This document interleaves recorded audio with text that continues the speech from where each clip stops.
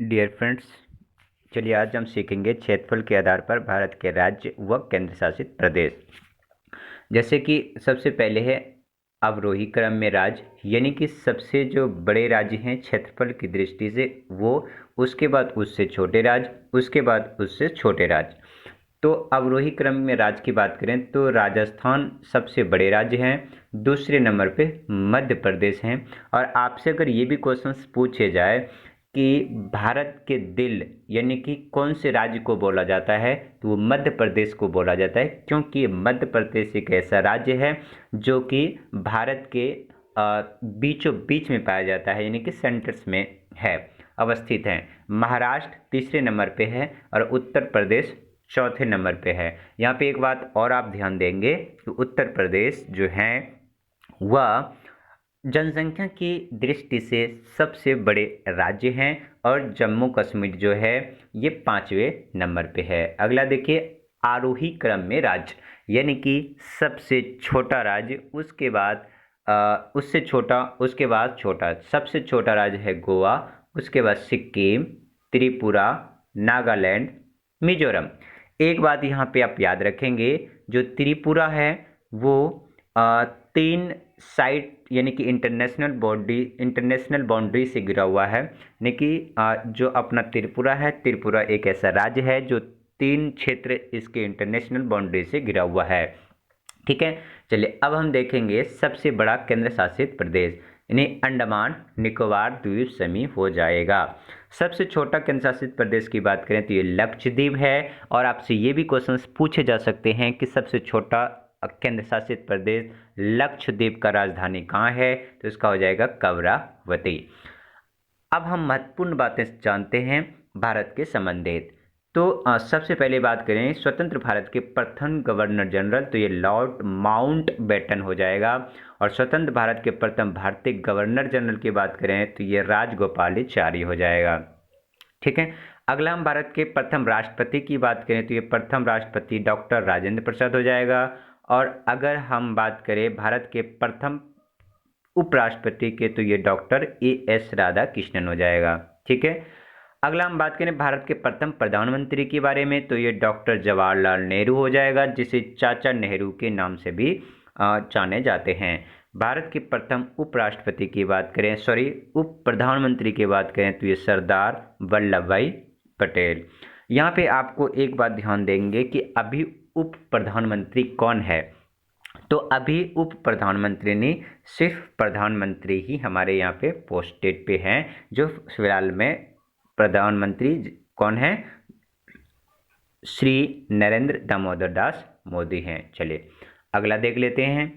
अगला हमारा हो जाएगा भारत के प्रथम गृह मंत्री।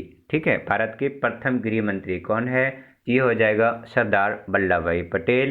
भारत के प्रथम शिक्षा मंत्री की बात करें तो ये हो जाएगा मौलाना अबुल कलाम आज़ाद।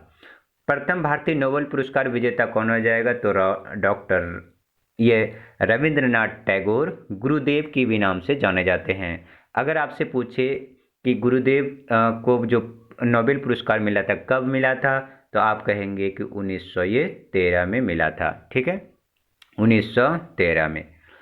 प्रथम भारतीय वैज्ञानिक जिन्हें नोबेल पुरस्कार से सम्मानित किया गया है, देखिए ये भारतीय थे, नोबेल पुरस्कार मिला तो 1913 में।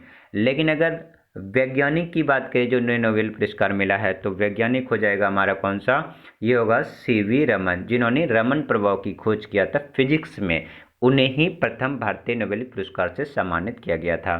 प्रथम महिला राष्ट्रपति की बात करें तो ये हो जाएगा हमारा श्रीमती प्रतिभा सिंह पाटिल, जो भारत की प्रथम महिला राष्ट्रपति थी। प्रथम महिला प्रधानमंत्री की बात करें तो ये प्रधानमंत्री हमारा हो जाएगा ये इंदिरा गांधी। ठीक है, श्रीमती इंदिरा गांधी। प्रथम महिला गवर्नर की बात करें तो ये गवर्नर सरोजिनी नायडू, जो कि उत्तर प्रदेश की थी।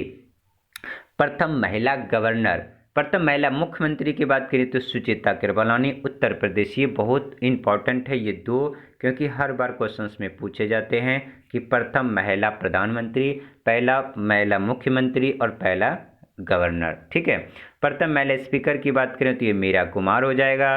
भारत प्रथम भारतीय महिला नोबेल पुरस्कार विजेता कहे तो मदर टेरेसा। ये जो मदर टेरेसा हैं ये प्रथम भारतीय महिलाएं जिन्हें नोबेल पुरस्कार से सम्मानित किया गया था। प्रथम भारत रत्न सम्मानित महिला कौन है? ये इंदिरा गांधी। यानी सबसे पहले जो महिला को भारत रत्न सम्मानित किया गया तो वो इंदिरा गांधी। प्रथम महिला आईपीएस की बात करें तो ये हो जाएगा किरण बेदी। और आईएएस की बात करें, कौन सी? आईएएस की, किसकी? आईएएस की बात करें तो ये हो जाएगा अन्ना जॉर्ज। कौन? अन्ना जॉर्ज। ठीक है, आईएएस यानी ये हो जाएगा अन्ना जॉर्ज। और जो किरण बेदी है ये है आईपीएस। जो आईपीएस है ये किरण बेदी है और जो आईएएस प्रथम महिला है वो थी अन्ना जॉर्ज। ठीक है, चलिए अब हम अगला देख लेते हैं। अगला हमारा है भारत की सबसे बड़ी झील, ये हो जाएगा वुलर झील। ठीक है, कौन सी झील? वुलर झील। कहाँ है ये? जम्मू कश्मीर में। भारत की सबसे बड़ा पशुओं का मेला जहाँ पे यानी कि जानवरों का मेला लगता है वो है सोनपुर। सोनपुर कहाँ है? तो बिहार में है।